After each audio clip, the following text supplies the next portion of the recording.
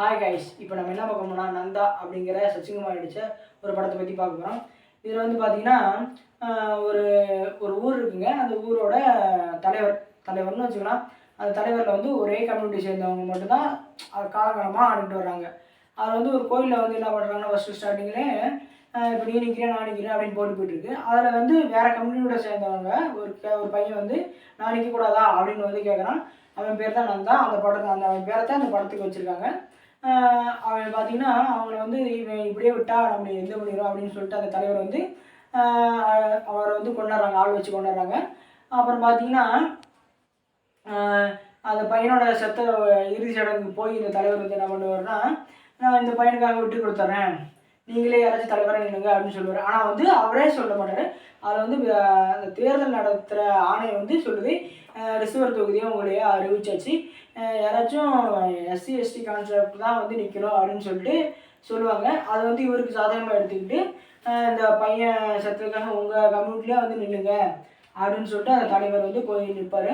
அதில் வந்து அந்த தலைவர் முடிவு எடுப்பார், எப்படி சரியாக வருவானா, அவன் கீழ் கம்யூனிட்டி சேர்ந்தவன் தான், ஆனால் அவன் வந்து எஸ்எஸ்எல்சி படிச்சிருக்கான் அப்படின்னு சொல்லிட்டு இவன் சரியாக வருவானா இல்லை இவன் சரியாக வருவானா அப்படின்ட்டு பார்ப்பாரு. கடைசியில் வந்து சசிகுமார் வந்து அவரோட வீட்டில் வந்து கொத்தடிமையாக அவங்க அப்பாவுக்கு கைகள் தொடச்சிட்டு உட்காந்துருப்பாரு. அவர் பார்த்தீங்கன்னா இவன் சரியாக வருவாப்பா அப்படின்னு சொல்லிட்டு அவன் கூழ் சரியாக வருவான். அவன் சசிகுமாரோட கதாபாத்திரத்தோட பேர் வந்து கூழ். அவர் வந்து சரியாக வருவாரா வரமாட்டாரா அப்படின்னு சொல்லிட்டு ஒரு கான்செப்ட் போயிருக்கும். அப்புறம் ஒரு தாட்டி அப்படி தலைவரை அறிவிச்சிருவாங்க. அவர் தலைவரே சேரில் உட்கார விட மாட்டாங்க, அந்த கொடியை தொட மாட்டாங்க, நிறைய கொடுமை பண்ணுவாங்க. அப்புறம் என்ன பண்ணுவாங்கன்னா அவரோட ஒரு பாட்டி இருப்பாங்க. அவங்க செத்ததுக்கு கூட அந்த ஒரு சுடுகாட்டில் வச்சு எரிக்க விட மாட்டாங்க. நல்லா ஜோரம் மழை பெய்யும், எரிக்க விட மாட்டாங்க. அந்த சுடுகாட்டில் நிற்கிற அந்த வீடு மாதிரி போட்டுருப்பாங்க, அந்த இதில் கூட நிற்க விட மாட்டாங்க. அப்போ தனியாக புதைச்சிருவாங்க. அப்புறம் போய் அங்கே போய் பஞ்சாயத்து ஆஃபீஸில் போய் கேட்டதுக்கு அவங்க தலைவரை வர சொல்லுங்கப்பா அப்படின்னு, நான் தான் தலைவர் அப்படின்னு சொல்லிட்டு ஒரு கான்செப்ட் போட்டிருக்கோம். அதில் வந்து உங்களுக்கு வந்து இவ்வளோ இடம் ஒதுக்கீட்டு பண்ணியிருக்கோம் அப்படின்னு சொல்லிட்டு சொல்லுவாங்க.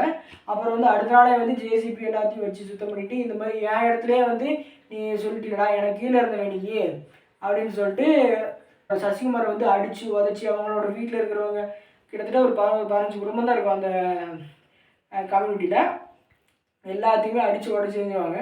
உடச்சிருந்ததுக்கப்புறம் பார்த்தீங்கன்னா அப்புறம் வந்து நீங்கள் வந்து இது பண்ணிடணும், இல்லைனா உங்கள் குடும்பத்தையே நாங்கள் வந்து அழிச்சிடுவோம் அப்படின்னு சொல்லிட்டு பயமுறுத்தி இது பண்ணுவாங்க. ஐயா நான் என்னையா பண்ணோம் அப்படின்னு சசிகுமார் வந்து கேட்பாரு. நீ வந்து தலைவர் பதவியிலேருந்து நீ வாபஸ் வாங்கணும் அப்படின்னு சொல்லிட்டு வாபஸ் வாங்கிடுவார். சசிகுமார் மாதிரி யாராச்சும் தேர்ந்தெடுக்கலான்னு போவாங்க. அதே மாதிரி போகும்போது நீயே இது மாதிரி சாப்பிடுச்சிருவாங்க அப்படின்னு சொல்லிட்டு நான் வாபஸ் வாங்கிக்கிறேன் அப்படின்னு சொல்லிட்டு இது பண்ணிடுவாங்க.